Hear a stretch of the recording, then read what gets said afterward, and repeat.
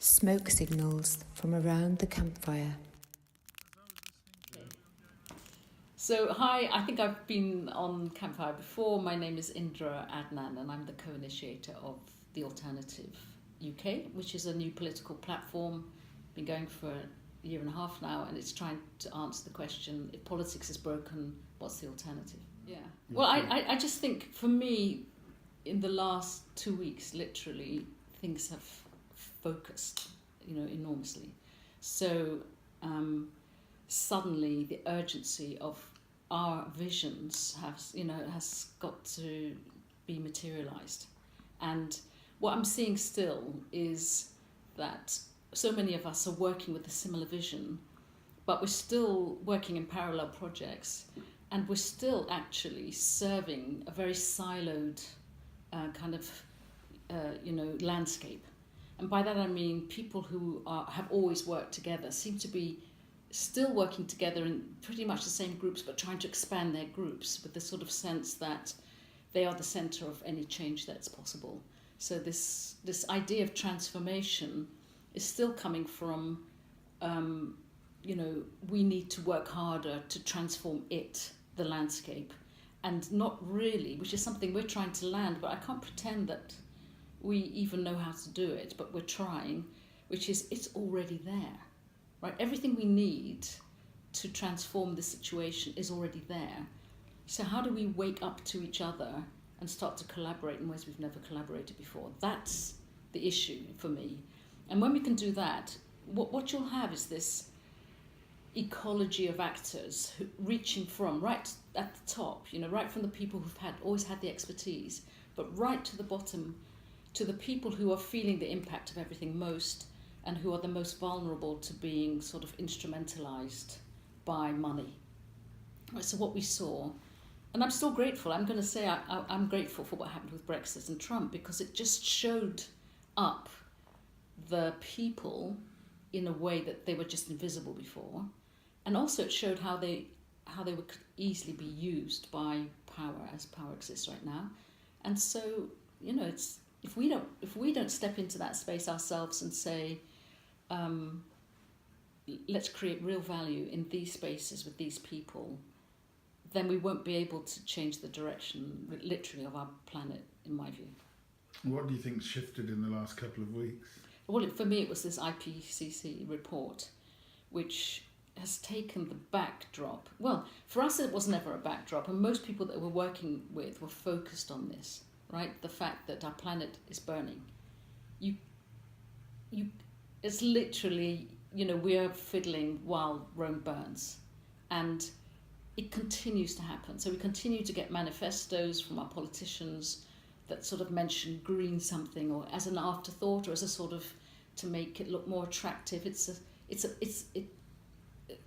Compared to the politics of what they're doing and their dynamics with each other, the planet is a side issue, right? So what we're reading about on the papers every day is how Labour is increasing its strength, or how the Tories are, infighting. So the issues are about the parties and about the politics and about power itself, while the planet is burning.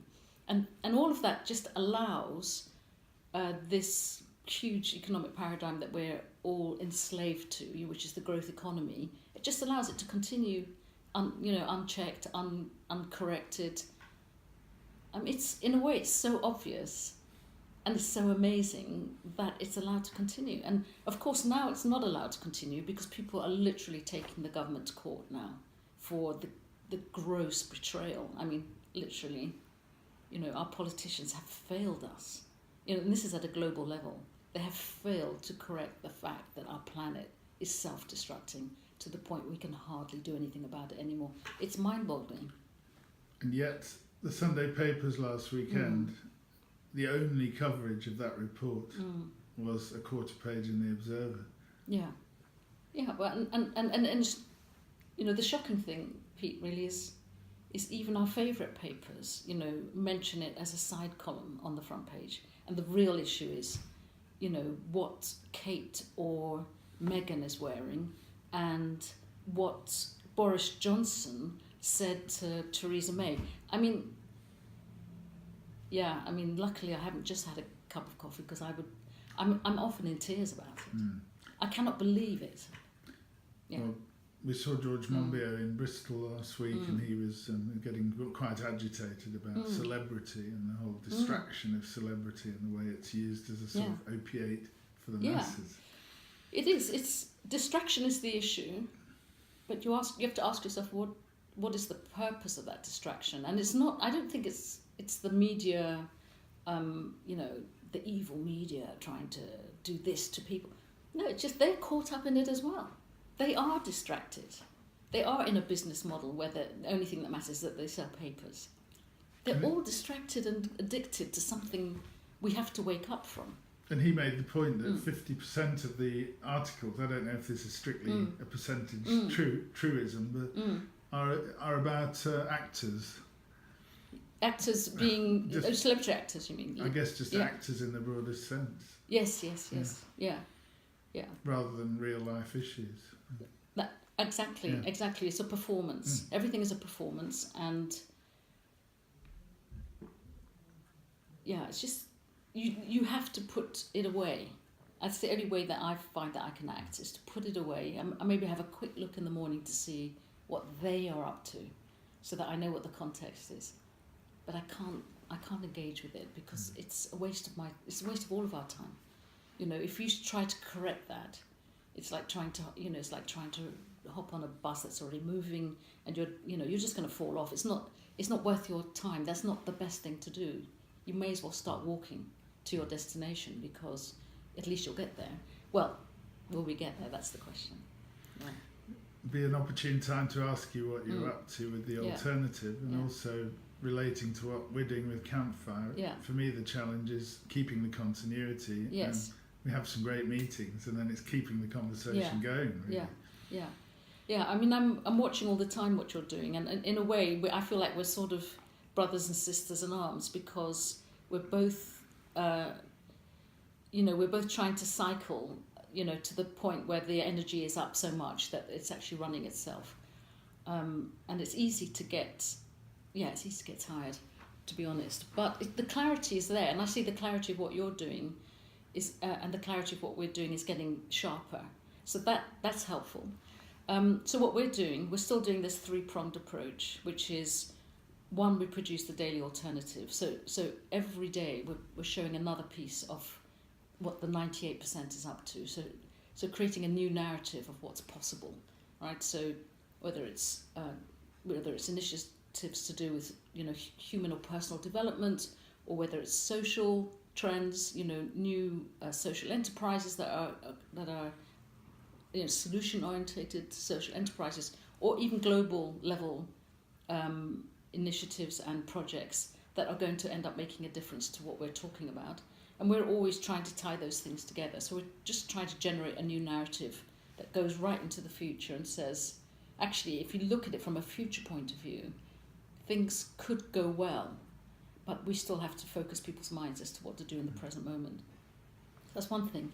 The second thing we do is what we've been doing, both of us, which is to dot around the many silos of activity and highlight, where what we're trying to do would fit in with what they're trying to do. So we're trying to collaborate with others, but I'm surprised actually that it's proving more difficult than I would hope. Because so many people, as I said just now, are focused on their own version of events, and they find working with others too much.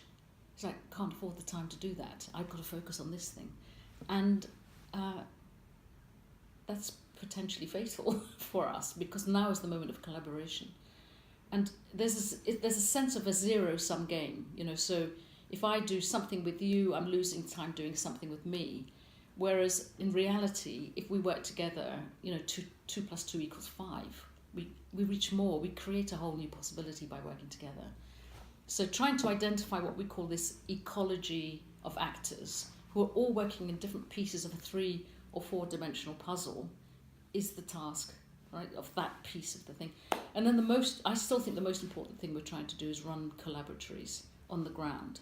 So that's where we're trying to tie in people in their local communities with this ecology of actors in some sort of citizens network. So we're building citizens networks at the ground level.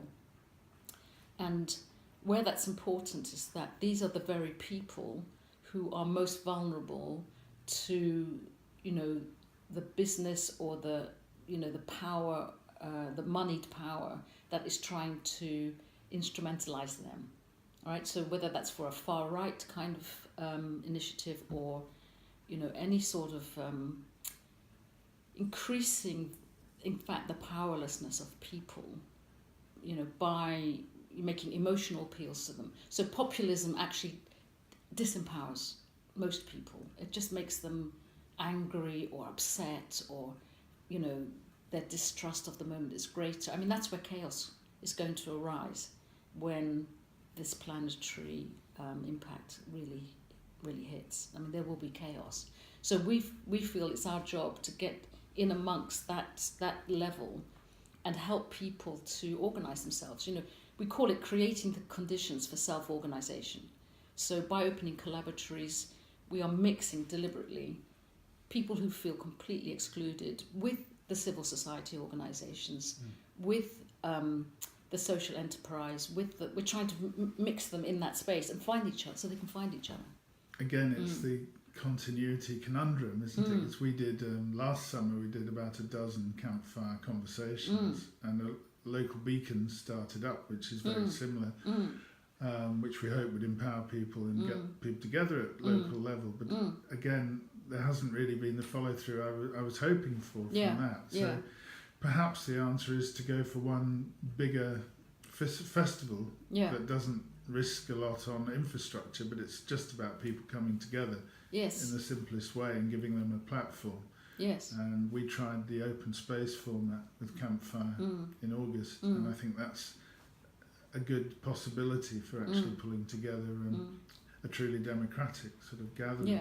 But my feeling more and more is we need a big gathering that sort of brings the groups together, that can build up enough energy for people to then go off and say, we really can make a difference. Yeah.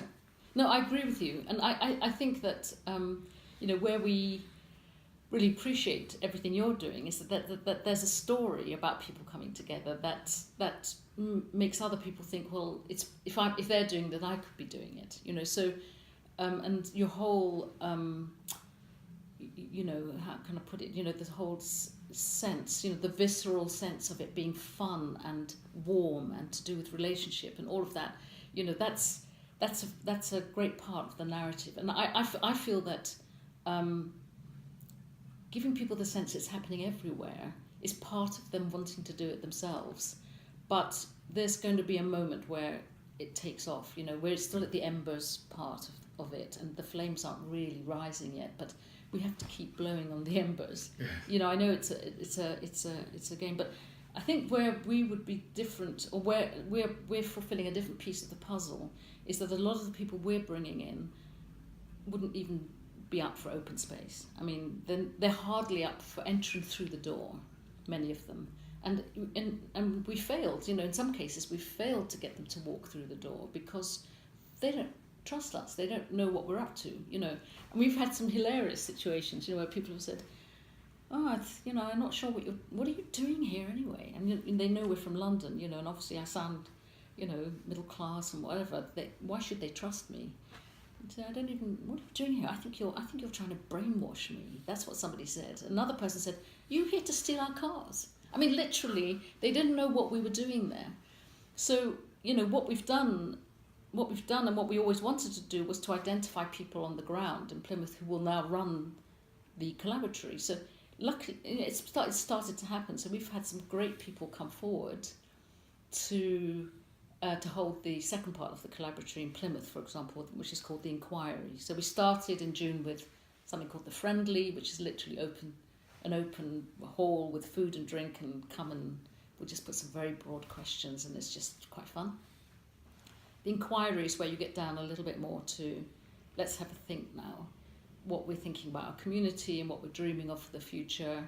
So it's more of a serious working space for the people who come, but we haven't entirely, it was great. We had a nice number there, probably as much as we could manage, as you said yourself. But it needs to expand if it's going to take hold or catch the imagination. And part of that, I think, is that we're going to build something of a citizens' network that is theirs. So it won't be ours, so to speak. It'll be theirs, and they'll build it. That's our next step, and then that's part of what we call the action. But yeah, it's spinning. We're getting the plates to spin. Some are still falling, and not staying. Well, listen, metaphor city, right? We all know what it takes to start something. But the urgency of this could be helpful, I think, and this is something that we should be working on together, and I think could be working on at any joint event, is really practically, I think people want to know what they can do about the climate situation. And they want it to be informed, and they don't want it to look ineffective. So, at the moment, the recycling practice, I don't think many people are convinced by that, and I don't blame them, because look how much energy it takes to recycle plastic. It's got to be a little bit more, radical than that, and also challenging you as a person. That's why, for me, Daniel Pinchbeck's book is so focused and so useful as a sort of handbook for what we can do. And it just doesn't talk about just recycling. It gives a whole checklist of things that we can do. Yeah. From the sort of social media we should be using through to more environmentally related issues. But it's a very broad span. Yeah. So if we, all of us, for example, something that could unite all of us is we all had a kite mark or something that said we're saving the planet. So and that would mean, and you don't get to use that kite mark until you're doing X number of things, right? And it could even be that it could include a badge, so. And well, maybe there'd be level. This I imagine, but we could imagine, we could sort of. I think it's time for us all to think about this. But there could be levels of saving the planet, for example. If you're prepared to go vegan without a car and never buy anything that hasn't already been made, so buy used. Wow, that's high, But you could wear the gold badge if you're doing that. But again, to go without a car in London, it's one thing, but if you're elsewhere in the middle of the country, it's absolutely. So you wouldn't choose that road in the country. So, just senses of I can see who's in the club with me. I can see that it's happening. We need to find a way to do that. What we've had the time for over this year and a half, have we had the time for? No. But what we've been doing over this year and a half is developing a strategy so that it goes from what we're doing or what we see others doing to actual change. And the strategy, if I can, give it as simply as I can, is that when people come together at the community level, they create networks working in this ecology of actors that's available at, say, regional level, or it might be available at city level, large cities. Then they can make decisions about their own, I don't like the word resilience very much, but their own flourishing, let's say. And that could include food programs, energy programs, all sorts of other programs that allow them to answer the needs of those people, right? So, and those needs would include the sort of George Monbiot level needs of belonging and meaning and purpose and relationship that would that came on the table after Brexit. If we ask ourselves what was shown by that vote was a lack of communication and belonging amongst people connected to power. So around municipalism and localism, those things can be answered, right? And then you'd have units across the country of people who are becoming, in a way, self-sufficient in many more ways than simply economic, right? If that starts to happen around the country, and then that will be noticed at the national level. There will be a lot of pressure on the national level to give away more of that power and to allow the grassroots upwards to, in a way, take it into their own hands. I can see that this would be a way for us to reduce our carbon down to the level that we need to, by having the buy-in of the people at that level, in their units around the country, and that would add up to us reducing our carbon collectively. And obviously reducing carbon is really just a sort of a symbol of everything else that needs to happen to make us move on from the crisis that we're in. So for me, the real area of interest is between localism and municipalism, because localism in a way has been thriving for decades, and we've got transition towns and we've got permaculture. There's a hell of a lot of practice and experience on offer in many different places that could be shared across the country, right? And the municipalism is a slightly different energy, which is about taking back control of city councils and people thinking about democracy. So where do these two things meet? I think that's the most fertile area right now, and that could change the direction and the mood actually of the country pretty quickly. And there's a metaphor I want to share with you that somebody told me about the other day, which is it's really stuck in my head, which is that when you make how do you make mayonnaise? How does mayonnaise work? Right, you're beating the egg and then you're dropping in the oil bit by bit, and it can go wrong. It can curdle and nothing happens. But if you're getting it right and you're beating the egg properly and you're dropping in the oil, it suddenly gels. It's suddenly mayonnaise. It's not like cream that has to get stiffer and stiffer, over time. It's once you've got the magic there, it's suddenly there. And I feel that's possible. Another metaphor that David Owen used on one of our Firecasts was the 100 monkeys syndrome. Oh yeah, the 100 monkeys. Yeah, absolutely. So there is this pattern in nature that once enough people are doing something, then suddenly everyone's doing it. And I think we've got to hold on to that and keep beating the egg and keep dropping in the oil. Well, if you look at the changes that have occurred in the last couple of years, and again, Monbiot made the point that the Labour government are now, a lot of their policies are very close to what we are all wanting. And people should take that opportunity to see that as part of the process. And for me, it's not necessarily the answer, but certainly some absolutely massive changes have been set in motion. No, absolutely. And if I believed that they could do it on their own, then the part of me would be sitting back, right? But I know that that's not possible. People have to rise from the bottom, and if there isn't a sense that they're owning this, then they will continue to be divided at community level between two parties and sometimes three that are just making each other wrong. I mean, you and I have both seen lots of examples from Frome where a party at the town level or the city level will just oppose whatever the other party does. Where does it leave the community? They're stranded, So I would love there to be the best party interested in communities taking back control of their own situation. That's what I'm looking for, a party to actually change their structure so that communities can come together where people are and stop being divided. Whichever party steps back from the community level to allow that to happen is the party I'm looking for. And I think we were both very inspired by Karen Ross's evening in Frome, Accidental Anarchist, and the question and answer session afterwards. And he was also talking about this move that's needed away from the values associated with competition and making money as the be-all and end-all into more natural human values and love. You know? There's another book that I think, I don't know if Khan mentioned it, but it's definitely part of the, what we loosely call, an anarchic approach, if we're talking about anarchism. There's another book called Are Politicians Necessary? I think that's the name of it. Shame, I need to get that correct. But it's the clearest book that I've seen that describes how, with the right mechanisms and the right structures, we don't really need politicians at all.